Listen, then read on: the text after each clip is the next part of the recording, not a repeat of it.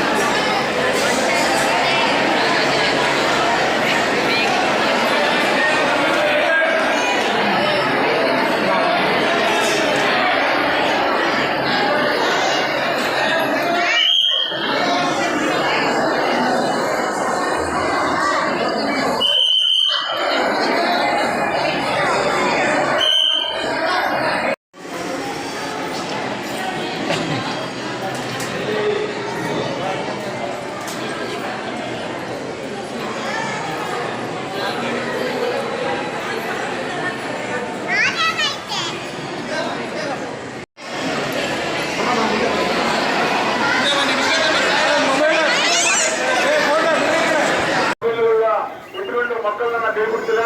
ದಯವಿಟ್ಟು ಮಕ್ಕಳ ಮೇಲೆ ಗಮನ ಇರಲಿ. ಮೊಬೈಲ್ ಸಿಗುತ್ತೆ, ಮಕ್ಕಳು ಸಿಗಲ್ಲ. ಆದ್ರಿಂದ ಮಕ್ಕಳನ್ನ ಕಳ್ಕೋಬೇಡಿ ಅಂತ ಹೇಳ್ತಾ ದಯವಿಟ್ಟು ಯಾರು